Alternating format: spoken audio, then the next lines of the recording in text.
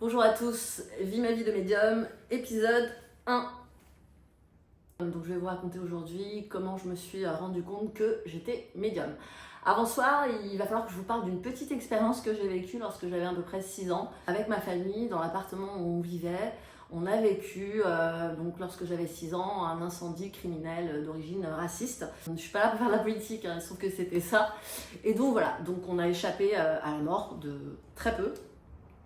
Il y a eu beaucoup de morts dans cet incendie.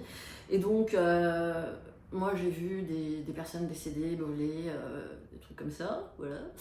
Et donc le feu, un corps brûlé, l'odeur d'un corps brûlé, tout ça, ça me parle, enfin ça me parle. C'est resté quelque chose comme ancré au plus profond de moi. C'est pas quelque chose auquel j'ai pensé hyper régulièrement tout au long de ma vie, mais disons que ça marque forcément l'individu. Donc voilà, et donc je vais commencer maintenant l'histoire. Donc j'ai à peu près 23 ans, c'est le baptême de mon petit frère. Et donc il y a une grande fête à la maison, c'est le baptême musulman, et beaucoup d'invités. Et donc ce jour-là, je rejoins ma mère dans la cuisine, et il y a beaucoup de femmes autour d'elle qui sont en train de faire les préparations avec elle. Et donc j'arrive dans cette cuisine, et là je vois une femme de dos, que je reconnais pas. Et au moment où je rentre dans la cuisine, en fait, cette femme de dos, moi, je la vois en flammes, mais entourée de flammes.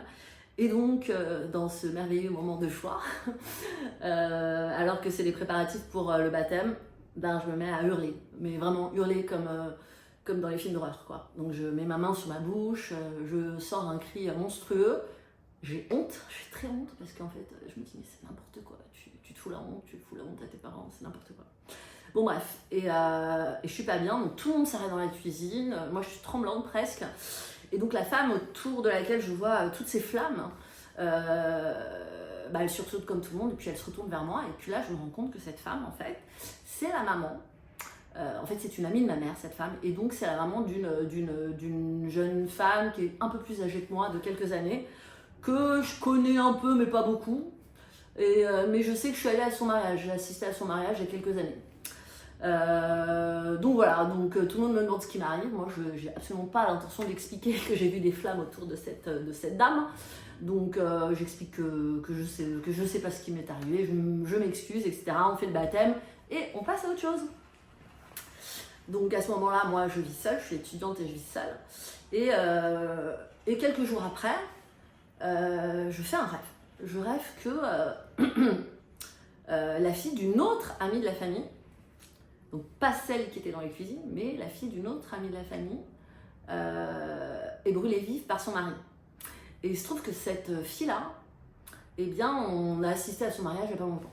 Donc ça fait pas longtemps que je l'ai vue, je la fixe un petit peu, je vois à peu près à quoi elle ressemble, et c'est elle qui m'apparaît dans le rêve. Et moi, dans ce rêve-là, je vois le mari qui lui lance des boules de feu comme dans un cartoon, et moi je suis un peu impuissante, je suis là en train d'essayer de la sauver, puis j'ai toujours un coup de retard, quoi, ça va pas. Donc je revois ma mère quelques jours plus tard, autour d'un café, je lui en parle dans la cuisine, à la maison. Et bon, il faut savoir que ma mère, elle a toujours fait un peu des rêves prémonitoires. Enfin, c'est ce qu'elle disait, quoi. Et moi, j'y ai jamais cru. Je pensais que c'était, enfin pour moi, je le vivais comme c'est le folklore du bled, etc. Bon, c'est vrai qu'avec les années, je me suis quand même rendu compte que les rêves prémonitoires de ma mère, ils avaient quand même quelque chose de vrai. Mais enfin, bon, moi, à ce moment-là, je suis un peu rebelle et je me dis que toutes ces... le mauvais œil, les trucs du bled, là, enfin, j'avais pas tellement envie d'en entendre parler. Donc, voilà, malgré tout, ça fait partie de la culture familiale. Et donc, autour du café, j'en parle à ma mère. Et je dis, maman, tu sais, le mariage de Micheline, on va l'appeler Micheline. Le mariage de Micheline, je le sens pas parce que j'ai rêvé que son mari l'a brûlé vive. Et on passe à autre chose. Et quelques jours plus tard encore, alors que je vais chez mes parents, j'apprends la mauvaise nouvelle. Donc, la fille, l'amie de la famille, la fille de la femme que j'ai vue entourée de flammes, est dans le coma. Elle a voulu quitter son mari violent, qui l'a aspergée d'essence et qui l'a donc brûlée vive. Voilà. Donc à ce moment-là, j'ai un petit choc. Je me rappelle des flammes autour de sa mère que j'ai vues le jour du baptême de mon frère. Je me rappelle aussi de ce rêve un peu bizarre où c'est pas elle, c'est une autre amie de la famille.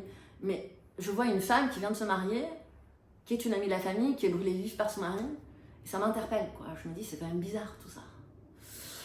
Et bon bref, je suis surtout très attristée pour cette jeune femme qui est entre la vie et la mort. Et je rentre chez moi, donc dans mon petit appartement, puisque je suis étudiante. Et le soir, j'arrive pas à dormir.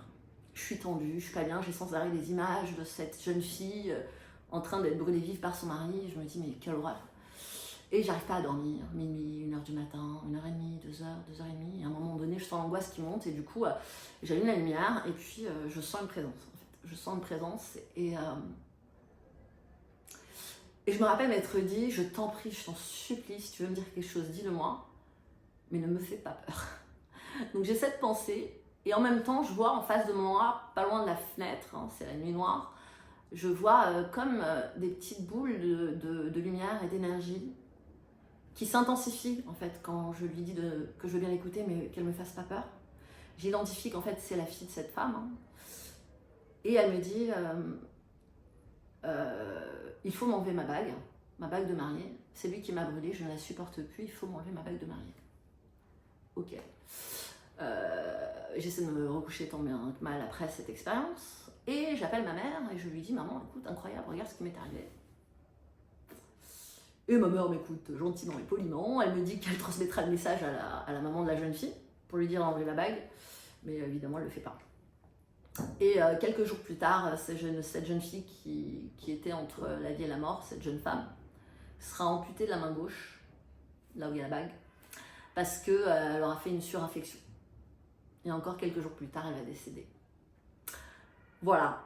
Donc c'est pas une expérience où on peut dire que j'ai vu le féminicide, je l'ai vu comme dans un film en avance. Non. C'est assez bizarre en fait. C'est juste plein d'indices, c'est plein de trucs comme ça. Et moi, après ça, je ne sais pas quoi faire de tout ça. Et surtout, je ressens comme une sorte de culpabilité. Je me dis, j'ai pas compris le message, peut-être que j'aurais pu faire quelque chose. Et en même temps, je me dis, mais non. Il n'y a rien de paranormal là-dedans, tout ça, c'est que des hasards. Mais donc, ça commence comme ça. Parce que avant ça, je me suis jamais intéressée à la médiumnité, à la voyance, ni à rien. Peut-être un peu à l'astrologie, mais bon, voilà, comme plein de gens. Et j'ai toujours considéré que j'étais une bonne psychologue et que c'était pour ça qu'en fait les gens venaient vers moi, qui se confiaient et tout. Et donc j'ai pas cherché d'autres explications plus profondes. Maintenant, aujourd'hui, avec le recul, et c'est pour ça que je vous ai d'abord raconté l'incendie de mon enfance, je sais que si ça résonnait très fort en moi tout ça, c'est parce que j'avais vécu moi-même un incendie quand j'étais petite et j'avais vu des personnes brûler vives et donc ce qui allait se passer ne pouvait que résonner en moi quelque part. Donc après cet épisode, je suis un peu triste quand même parce que je me dis est-ce que j'aurais pu faire quelque chose?